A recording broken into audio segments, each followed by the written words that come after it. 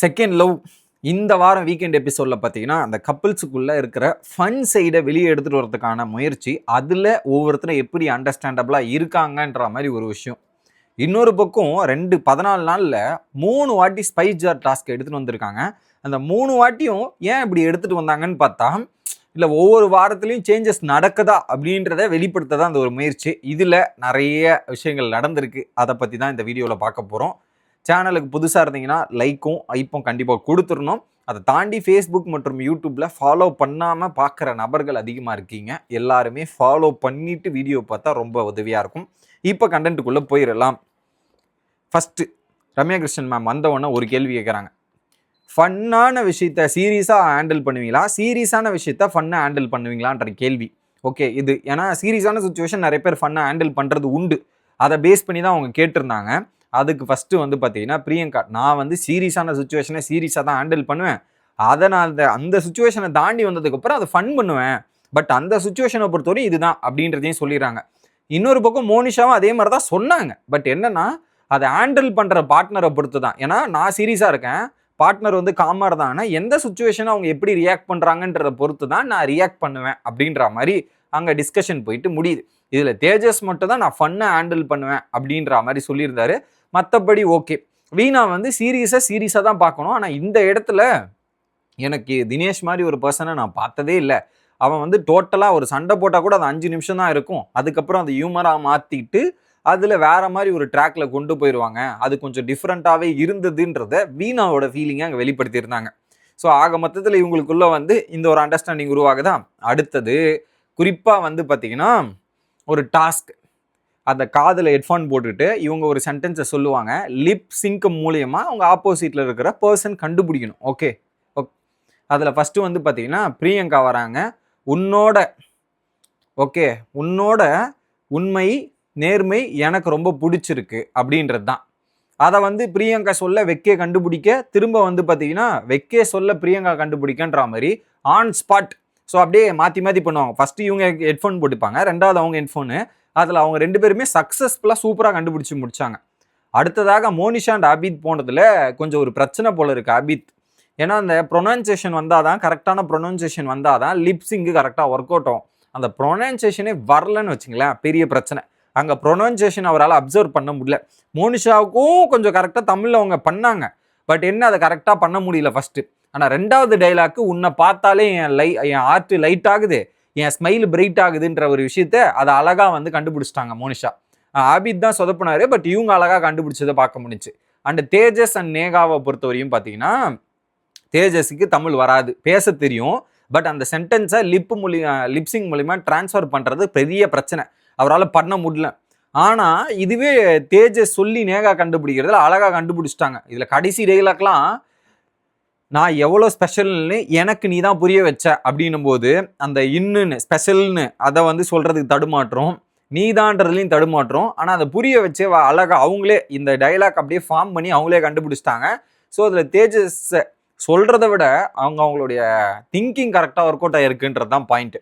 And Veena and Dinesh ஒரே tackle இவங்க சொல்கிறாங்க, அவர் கண்டுபிடிக்கிறாரு. எப்பட்றா அப்படின்னும் போது வாரத்துலேருந்து இந்த கப்பல் தானே கடைசி வரையும் ஒன்றா செயல்படுறாங்க. அந்த அவங்களுக்குள்ள இருக்கிற அண்டர்ஸ்டாண்டிங்கும் புரிதலும் அந்த அளவுக்கு ஒர்க் அவுட் ஆகிருக்குன்றதால தான் இந்த நிலைமைக்கு வந்திருக்கிறாங்கன்றது தான் நான் பார்க்குறேன். இன்னொரு பக்கம் ஃபஸ்ட்டு வீணா தினேஷ் சொல்லி வீணா கண்டுபிடிக்கும் போது என் மேலே அப்படின்னும் போது வேற மாதிரிலாம் போச்சு. ஆனால் அதுக்கப்புறம் அந்த ஒரு வார்த்தையை தாண்டி மற்றதெல்லாம் அந்த ஃப்ளோவில் அடித்து தூள் கிளப்பிட்டாங்க. அடுத்து சிந்துரி அண்ட் வெக்கே, அவங்களுக்கு இல்லைனாலும் பரவாயில்லன்னாங்க. அங்கே போன உடனே பார்த்தீங்கன்னா சிந்துரி சொன்னதை கண்டுபிடிச்சிட்டா, வெக்கே சொன்னது சிந்துரி ஃபாஸ்ட்டாக கண்டுபிடிச்சிட்டாங்க. பட் சிந்துரி சொன்னது தான் வெக்கே கண்டுபிடிக்குது. ஸ்டார்டிங்கில் தடுமாற்றம், அதுக்கப்புறம் அவரும் கண்டுபிடிச்சிட்டார். பட் இதில் பெஸ்ட்டு யாருன்னா, ஃபஸ்ட்டாக பொறுத்தவரையும் பிரியங்கா அண்ட் வெக்கேக்கு இருக்கிற ஒரு பாண்ட் இருக்கே வேற மாதிரி. ஆனால் தினேஷ் அந்த வீணா அந்த 2வது ஸ்டார்டிங் டைலாக் டைம் எடுத்தாங்க. பட் அவங்களா மாதிரி பண்ணல, அதுக்கப்புறம் ஒரு ஃப்ளோவில் போனாங்க. பட் இருந்தாலும் பிரியங்கா அண்ட் வெக்கே வேற மாதிரி. ஸ்பைஸ் ஜார் டாஸ்க் என்னன்னா, 2 பேர் ஒரு நபருக்கு நீங்கள் உங்களுடைய 2 எமோஷனை கலந்த ஒரு விஷயத்தை கொடுக்கணும், மிக்ஸ் பண்ணி கொடுக்கணும், ஸ்பைசஸை மிக்ஸ் பண்ணி. சிந்துரி போகிறாங்க தனியா மற்றும் மிளகு. ஏன்னா காமன் இன்டென்ஸாக இருக்கிறாரு வெக்கே. ஏன்னா அவங்களுக்குள்ள ஒரு நல்ல ஃப்ரெண்ட்ஷிப் இருக்குது. ரீசெண்டாக அந்த 1 வீக் அவங்களுக்குள்ள இருந்த பாண்டிங்கும் சரி, குறிப்பாக ஒரு மெமரியை கிரியேட் பண்ணி கொடுத்தாங்க. அதை அவங்க வாழ்நாளில் மறக்க மாட்டாங்க. அந்த தாத்தா டிஷர்ட்ல வந்து இந்த தாத்தாவோட போட்டோ வரைஞ்சி அது கொடுத்தது வந்து அவங்களுக்கு ஒரு பயங்கரமான மூமெண்டா இருந்தது. ஸோ அதுல மாற்றுக்கிறதே இல்லை. அப்பயே நினைச்சேன் சிந்துரி போனா வெக்கே தான் அப்படின்றது பக்கவாயிருச்சு. அடுத்து வெக்கே போனாரு. யாருக்கு இப்ப வெக்கே கொடுக்க போறாரு? ஏன்னா ஒரு பக்கம் சென்டர்ல இந்த பக்கம் இந்த பக்கம் சிந்துரி, இந்த பக்கம் பிரியங்கா, ரெண்டுத்துக்கு நடுவில் நான் இருக்கேன். கண்ணா 2 லட்டு ஆசையா ஒருத்தருக்கு தான் கொடுக்க முடியும். ஆனா அவர் எப்படி பண்ணாருன்னு பாத்தீங்கன்னா கருப்பு ஏலக்காயும் உப்பும் எடுத்து ஸ்ட்ராங் அண்ட் ஸ்வீட்டான பர்சன் வந்து பிரியங்கா. ஏன்னா இந்த ஸ்பைஸ் ஜார்ல 3 வாட்டி வந்தது. இந்த 3 வாட்டியும் இதே விஷயத்தை எடுத்து பிரியங்கா பிரியங்கா பிரியங்கான்றத கொடுத்துருக்கிறார். அதுக்கப்புறம் பாத்தீங்கன்னா பிரியங்கா இல்லைன்னா எனக்கு போர் அடிக்கும். 2த்துக்கு 2 மீனிங்ல அந்த உப்பு வந்து இல்லைன்னா கொஞ்சம் போர் அடிக்கும்ன்றதையும் ஓப்பனா சொல்லி முடிச்சிட்டார். அடுத்து பிரியங்கா போறாங்க. பிரியங்கா போயிட்டு எனக்கு நான் ரொம்ப கடுப்பா இருக்கேன். எதுலாம் நெகட்டிவான விஷயம் மிளகு, அப்புறம் பாத்தீங்கன்னா மிளகாய் எடுத்தாங்க. என்னை ரொம்ப ஹர்ட் பண்ணிட்டாரு. எனக்கான ஸ்பேஸ்லாம் இல்லைன்னு சொல்லிட்டாரு. அதனால நான் அவரை பண்றேன்ற மாதிரி அவரை முடிச்சு எவ்வளோ விஷயத்த ஓப்பனா இருக்கணும்ல அந்த இடத்துல ஓப்பனா எக்ஸ்போஸ் பண்ணுன்றத ஓப்பனா எக்ஸ்போஸ் பண்ணாங்க. அந்த இடத்துல தேஜஸ் போயிட்டு மஞ்சள் மிளகு எடுத்துட்டு அந்த எமோஷன்ஸை பத்தி அவங்களுக்குள்ள இருக்கிற அண்டர்ஸ்டாண்டிங், அதே மாதிரி நேகாவும் போயிட்டு மஞ்சள் பட்டையை எடுத்துட்டு அவங்க 2 பேருக்குள்ள இருக்கிற அந்த காமன் கம்ஃபர்ட் இது. தினேஷ் போயிட்டு பட்டை ஏலக்காய் அதே சீனு. மோனிஷா போயிட்டு மிளகாய் இதெல்லாம் எடுத்து ஆபித்துக்கு கொடுத்துருந்தாங்க. ஆபித்து மோனிஷாக்கு. அதுக்கப்புறம் பார்த்தீங்கன்னா வீணா போயிட்டு பண்ணது தான் பெரிய சம்பவம். வீணா போயிட்டு புளி அண்ட் கடுகு எடுத்து தேஜஸுக்கு கொடுக்குறேன். கொஞ்சம் நல்லதா இருக்கான், கொஞ்சம் கெட்டதா இருக்கான். குறிப்பா வந்து தனியா பேசும்போது ஒரு மாதிரி பேசுறான், குரூப்ல வந்து பேசும்போது துரோகி மாதிரி ட்ரீட் பண்றான். அது எனக்கு ரொம்ப பிடிக்கல அப்படின்ற மாதிரி மூஞ்சல் அடிச்சாப்பல சொல்லிட்டாங்க. ஆனா எனக்கு என்ன கேள்வினா இந்த இடத்துல, ஸோ டாஸ்க்கு உங்களுக்கு நியாயமா இருக்கணும், நேர்மையா இருக்கணும், கரெக்ட். ஆனா அந்த ஒரு பிரச்சனைக்கு அப்புறம் அதுக்கப்புறம் ஏதாவது ஒரு பிரச்சனை நடந்துதா அப்படின்றது எனக்கு தெரியல. அதுக்கப்புறம் நடந்த மாதிரி தெரியல. தேஜஸ்மே அவங்களை அவாய்ட் பண்ணிட்டாங்க. அதுதான் போன வாரமே முடிஞ்சு போச்சு. திரும்ப அந்த விஷயத்தை ஏன் எடுத்துட்டு வரணும்னு தெரியல அப்படின்றது எனக்கு தோணுச்சு. இதை அவாய்ட் பண்ணணும்னு நினைச்சிருந்தா அவங்க அவாய்ட் பண்ணிருக்கலாம். பட் அதை அவாய்ட் பண்ணாம எடுத்துட்டு வந்து சொல்லும் போது ஏன் இப்படி பண்ணணும்ன்ற மாதிரி எனக்குமே தாட் வருது. இது நடந்து முடிச்சுட்டு மேம் சொல்லிட்டு போயிட்டாங்க. இன்னொரு பக்கம் போய் செம அப்செட் ஆயிட்டாங்க போல. ஏன்னா தேஜஸ் சொன்ன உடனே நேகா அப்செட்டு. அங்க சிந்துரியும் நேகாவும் பேசுறாங்க. அட்டென்ஷன் சீக்கிங்காக அவ பண்றா, அதை விட்டு தள்ளுங்க, அவளுக்கு இதே வேலை. போன வாரம் முடிஞ்சது ஏன் இந்த வாரம் எடுத்துன்னு வந்து பேசணும், கண்டுக்காம விட்டாவே போதும், சும்மா ஏதாவது பண்ணணுன்ற மாதிரி பண்ணிட்டு இருக்காங்கன்ற மாதிரி சொல்றாங்க. அது வந்து இவங்க 2 பேருக்கு நல்லா இருக்கு. அது அவங்களுக்கு பிடிக்கலையா என்னன்னு தெரியல. ஆனா இப்படி ஒரு சம்பவம் நடக்குது. ஏன்னா அந்த ஒரு வாரத்துக்கு முன்னாடி நடந்துருச்சுன்னா மாறி இருக்கும். ஆனா அதுக்கப்புறம் ஏதாவது பண்ணாரான்னு தெரியணும். இல்ல அதை வச்சுக்கிட்டே பண்ணிட்டு இருந்தா அதனால அது அப்ப சொல்லிட்டு இருந்தா முடிஞ்சு போச்சு, அன்னைக்கே நடந்துருச்சு. ஆனா இவ்வளவு தூரம் டிராவல் பண்றது தட் நாட் குட். அப்புறம் மோனிஷா அண்ட் பிரியங்கா போய் பேசுறாங்க. குறிப்பா வெக்கேவை பத்தி. எனக்கு என்ன நடந்ததோ அதே தான் பிரியங்கா உனக்கும் நடக்குது.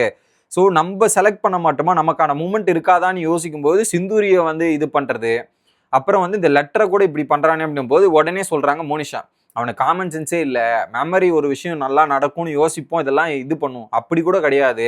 ஸோ இவன் இங்கேயே இப்படி பண்றான்னா லைஃப்லலாம் எப்படி இருப்பான்னு சொல்லிட்டு ஒரு பக்கம் மோனிஷா ஒன்று நம்ம நல்லா இருக்கும், ஆனா அவங்க இப்படி இருக்காங்கன்னு ஏத்தி விடக்கூடாது, ஆனா ஏத்தி விடுற வேலையை தான் அங்க மோனிஷா பார்த்தாங்கன்றதான் என்னோட பாயிண்ட் ஆஃப் வியூ.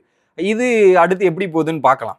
அடுத்து வீணா வந்து தேஜஸ்லாம் வந்து அவங்க பண்ணது எனக்கு சுத்தமா பிடிக்கல, அதான் ஓப்பனா சொன்னேன் அப்படின்னு சொல்லிட்டாங்க. இம்மெச்சூர்னு என்ன சொல்றான், யார் இம்மெச்சூர், நானா அவனா அப்படின்ற மாதிரி இவங்க ஒரு பக்கம். இன்னொரு பக்கம் என்னன்னா இந்த ஜார் ஏன் எனக்கு கொடுக்கலன்னு தினேஷ் கேட்கிறாரு. டே அங்க உனக்கு கொடுக்குற மாதிரி எதுவுமே கிடையாதுடா, நீ அங்க இருக்க வேற மாதிரி இருக்க, அது எதுவும் இருந்தா கொடுத்துருப்பேன் அப்படின்ற மாதிரி சொல்றாங்க. ஆக்சுவலா வீணா டிசைடட் தேஜஸுக்கு தான் கொடுக்கணும்ட்டு, பட் இங்க பேசணும்னு சொன்ன மாதிரி எனக்கு ஃபீல் ஆச்சு அந்த இடத்துல. அடுத்து தேஜஸ் அண்ட் வெக்கே வந்து பார்த்தீங்கன்னா காமன் சென்ஸே இல்லை. குறிப்பாக ஆபித் வந்து இந்த இடத்துல வந்து சஸ்டெயின் பண்ணுறான்னா அதுக்கு மோனிஷா தான் காரணம். அந்த இடத்துல அசீம் வந்து கரெக்டாக சேஞ்ச் பண்ணி விட்டாரு. ஈடன் கூட அவர் போயிட்டு மோனிஷா கூட ஆபித் அமிச்சிட்டு தான் இப்போ இந்த இடத்துல ஸ்டே பண்ணுறதுக்கான காரணம். கண்டிப்பாக மோனிஷா இல்லைன்னா ஆபித் ஸ்டே பண்ணியிருக்க மாட்டாருன்றது தான் அந்த பாயிண்ட் நானும் அக்செப்ட் பண்ணிக்கிறேன். அதுக்கப்புறம் சிந்துரிக்கு வந்து கிரீன் ஃபிளாக் கொடுத்தாங்களே, ஐ மீன் என்னன்னா நேகா வந்து அந்த கிரீன் ஃபிளாக் வந்து தேஜஸ் கொடுத்தாங்களே, அப்போ வந்து இவங்க 2 பேரோட ரியாக்ஷன் சரியில்லை. தினேஷ் மற்றும் மீனாவோட ரியாக்ஷன் சரியில்லை. அவன் தேட்டில் இருக்கிற சாப்பாடை பாருங்கடானா அடுத்தவங்க தட்டை பார்த்துட்டு இருக்கீங்க, என்னடா இது அப்படின்ற மாதிரி பேசி இன்னைக்கு எபிசோட முடிச்சிருக்காங்க.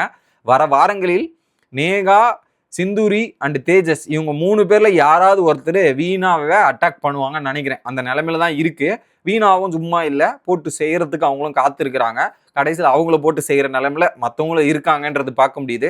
நாளையிலிருந்து RJ Bravo Bigg Boss season 7ஓட வைல்டு கார்டு என்ட்ரியா மாதிரி இந்த எபிசோட்ல என்ட்ரி ஆகிறாரு.